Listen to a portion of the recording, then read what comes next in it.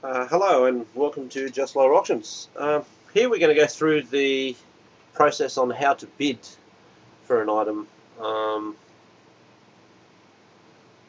So first of all, we've just got to log into the website as a member, as you can't bid if you're not a member.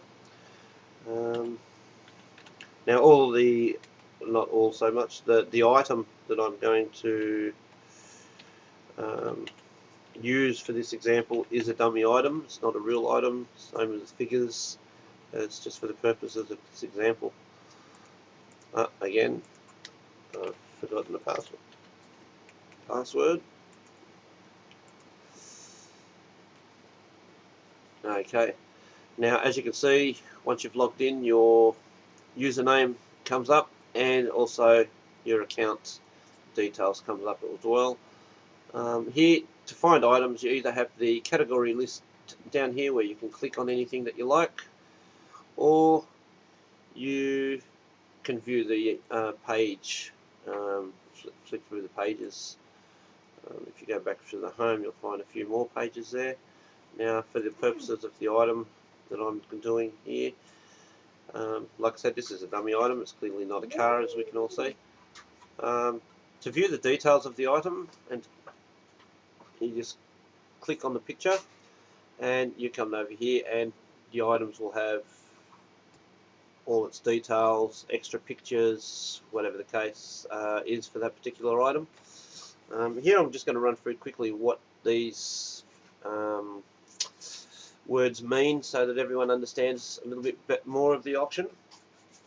Here is the value. The value is what you would pay for that particular item in general store, car yard for cars, real estate agent for houses. You know, depending on the location that you're in, or all stores are different, but it's the price that you would normally pay. Here's the administration fee. What this is the fee that we set towards an item. This is what pays for the item to the seller, the owner, plus any fees that we add towards that item, like $1,000 in fuel for cars, the plane ticket to fly the winner to the vehicle so that they can pick it up and sign the papers for it, the on-road costs, and so on. In the case of houses, we pay for stamp duty fees, lawyer fees, depending on the states, registration fees, and so on. So yeah, this is what the administration is for. Here, the required bids is the amount of bids that we allocate towards an item, and this is worked out depending on the price of the administration fee. The best way I can explain that is we have two ways of doing this. We can either set a low administration fee, which is our main goal, to keep things as cheap as possible for everyone, which allows for a high required amount of bids, or we can set up, as you'll see a couple of items on the website, high administration fees, which brings down the cost of, or the amount, sorry, of the required bids. Then we have underneath here the remaining bids, and what the remaining bids is, usually, well, it starts at the same amount as the required bids, and it gets deducted every time somebody places an offer here in the box. And then you have the maximum bid price. What that is the amount that you're not to exceed when you make an offer, and usually that's the price of the item. And all bids are made in dollar format increments, meaning 0.00. So any amount has to be made in a proper dollar format. If you do an amount like, say, 52 cents, and you only put in 52 cents and click on bid now, you'll find that your bid will be $52 and not 52 cents. So please, if if it's going to be 52 cents, don't forget to put the dot in this fashion, dot 52, and that way you will have actually made a bid of 52 cents. Okay, so for this purpose, I'm gonna first of all make an error in the bid and bid something over $1,000, just to give you an example. So we're just going to bid $1,050 here, and click on bid now, and you should get an error. That's correct.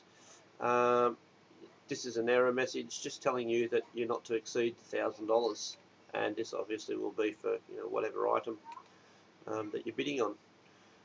So now we're going to make a real bid. There's two types of bids that you can make here.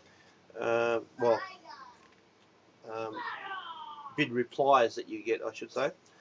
So here we're just going to make a high bid of, say, $990 to start with, and this will give you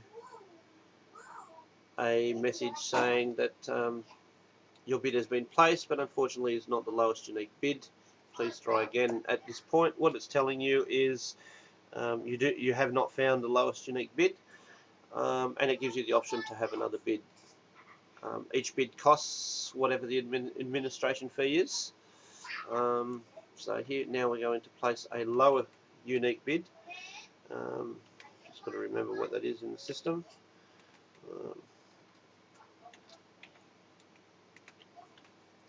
Okay, that's bid for 30 cents, and this should give me a reply back. That's correct, telling me that I have found the lowest unique bid.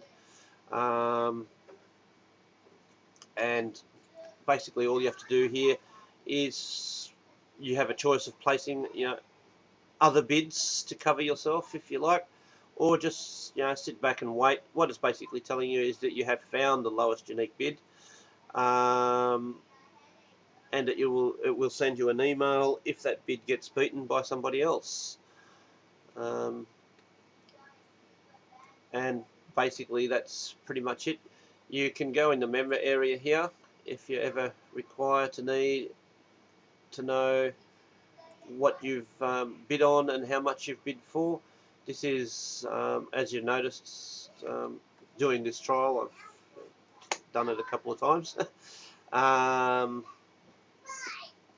This gives you the detail of the item that you bid on, the price that you offered to pay for the item, and the date that you did that. So this is just a way of keeping a record of what's going on for you. You're the only one that gets to see this. No one else sees it. Here, the bidding the transaction. This is the amount that that is allocated to your account, like credited to your account when you purchase credits, and this way you can keep a record of how much you've put through the website for future reference.